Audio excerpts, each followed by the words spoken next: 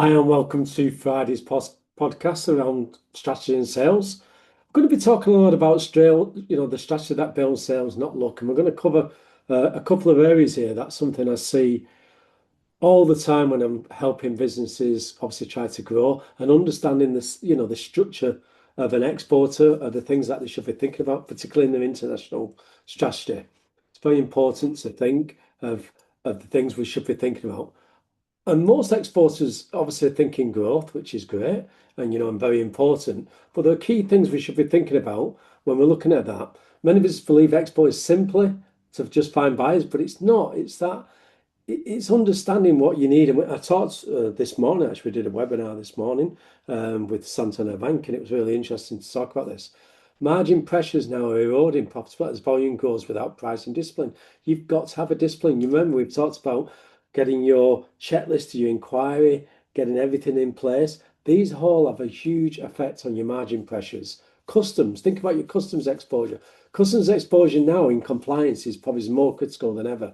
Relying on your freight forwarding, your brokers to make sure they're doing everything they should be doing can lead to a lot of issues. So again, make sure you're giving them the right information, that they can create the right customs entries, and you're not getting any delays. If you're sending goods back or you're moving goods or you're trying to expand into new markets, understand the market you're trying to go into.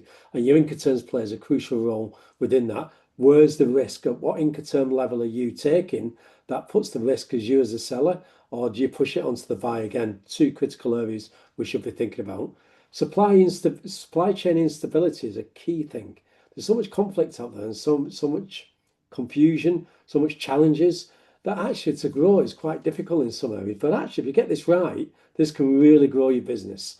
I've always said growth without a strategy often creates hidden risk. And what I mean by that, it's not that you're doing anything wrong, and it's not that you're doing what you want to do. You're doing what you should be doing. You're trying to expand the business, which is fantastic. But there's a lot of cost behind that, and a lot of people, kind of fall foul of that, but it ends up costing them a lot of money. So it gives them that bad impression of exports. When actually, if you get things behind the scenes and your strategy and everything else correct, it makes life a lot easier, and your growth pattern tends to go a lot quicker than it would normally. Successful exporters. So I've picked out some key areas here. Market selection. Again, picking your market selection by data is, it's not just about data, it's about checking, making sure culture differences, all these kind of areas, how you can go into a market. What might seem very, very exciting on one hand could create lots of issues within it, because your particular product might come under lots and lots of scrutiny when it comes to compliance regularities, anything to do with legalization, documents, labeling, all these key things that can have a huge effect.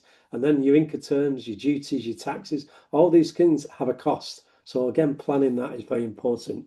Pricing, as I've said, make sure that your landing cost models protect your margins. So make sure you're fully aware when that inquiry comes in, you're protecting your margin. You're protecting your lead time. So there's no expectation to get urgency where you've not planned for that. You've planned it to go by ocean freight, then having to do it by air freight or carry freight, which ends up costing you quite a lot of money. Distribution, again, a lot of people open warehouses or they use warehouses internationally in different countries and using a 3PL.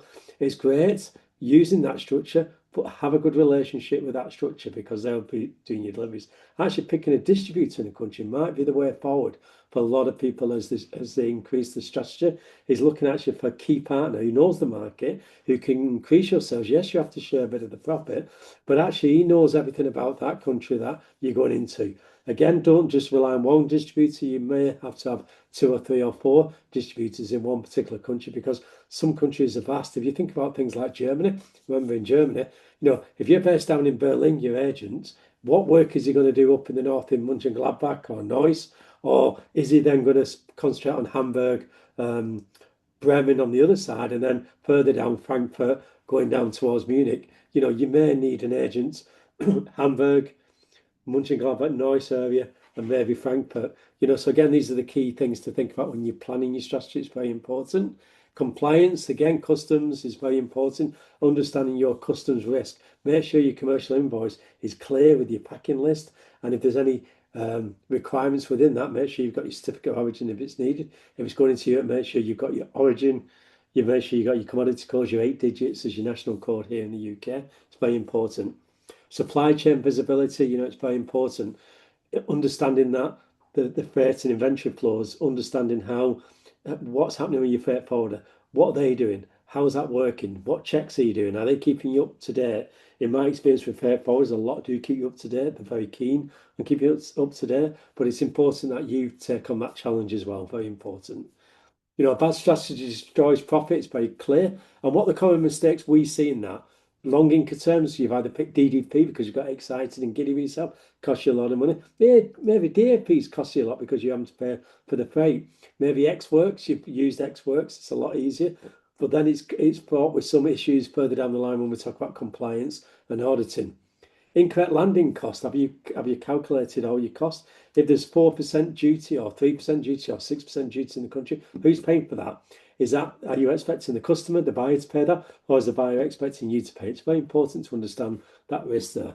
Again, that comes around weak pricing controls. What is your pure cost to your customer? Very important. And what currencies are you using? Again, are you using euros, dollars, yen? Which currency are you actually quoting in? It's very important because your buyer may assume that you're quoting everything in their currency when you're actually quoting your currency. Again, a very, very important thing to think about. Obviously, customs governance of, again, controlling your customs, making sure your freight forwarder or your broker is doing everything they should be doing, and reactive freight decisions. So again, making sure that you're working with a good freight forwarder, but making sure you've got visibility and you've got understanding the cost. Consequences, margin leakage, delays and disputes, compliance, inventory exposure, cash flow, custom relationship damaged. And that could really have a significant effect on your growth because you could end up going into market that potentially could be huge for you.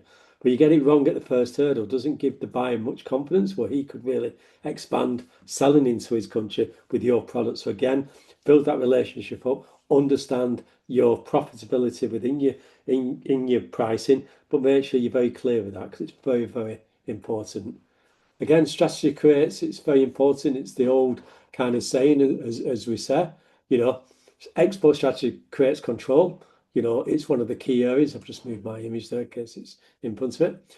Businesses with stronger strategy consistently outperform competitors during disruption because export or supply chain exposure is absolutely huge now. Who would ever thought geopolitics would play such a crucial role within our international trade? But it does, and cross borders and all other things have challenges. I was only with a client today who's doing cross border movements, and it's fraught with a couple of challenges there, which they assume are okay. But actually, when you start to question it, there are a lot of questions to be asked. So again, understanding your position, understanding if you're doing cross train, it's very important. Partnership alignment with distributors, reduce conflict and accelerate market penetration. What we mean by that is that having a good agent or a good distributor could be very beneficial. And we will do a podcast on distributors and agents and which works best. And again, it gives you that faster scalability. So this is what export strategy creates. You work already in the background before you even start your process.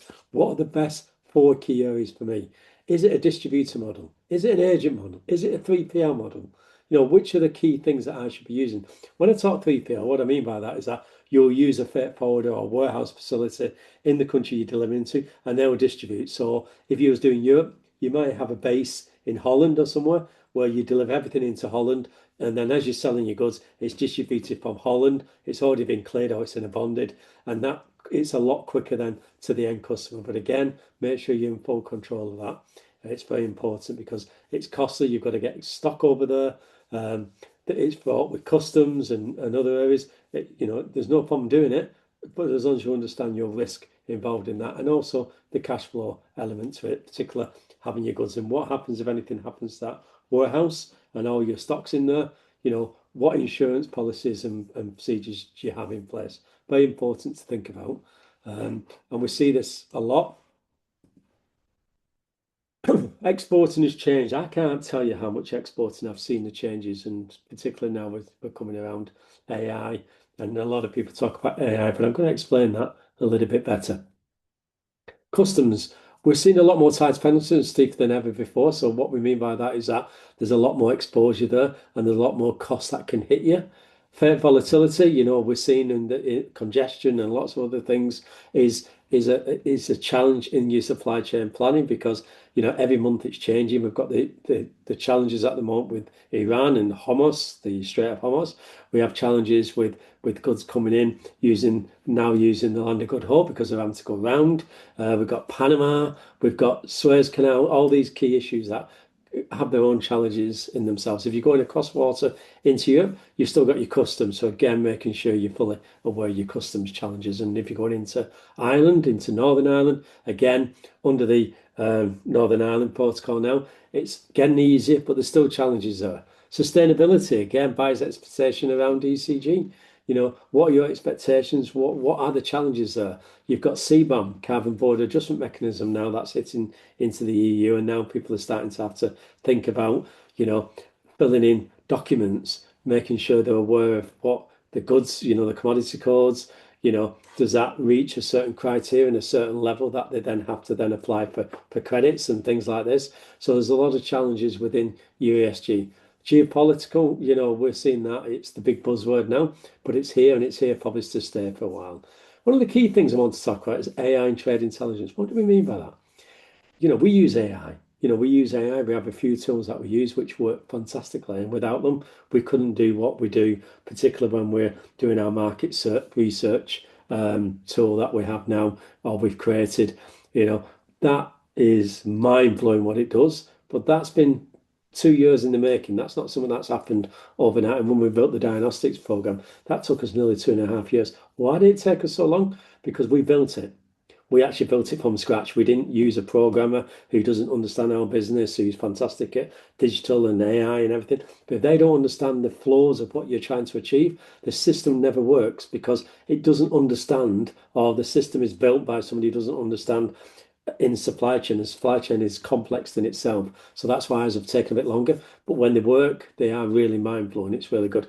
But on the other flip side, you imagine how intelligent AI is becoming. Well, customs now have visibility straight away.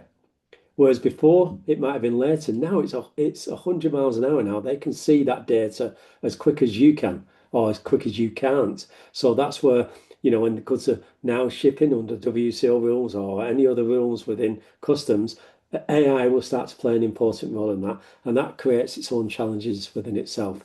And again, that can erode your margin protection. So again, making sure profitability is very clear. What is your expectations on profitability? Have a clear structure of what it should be. If it's 20%, 25, 50, 100, it's entirely up to you, but keep to them bases and work out your costings around that. It's really important to think about.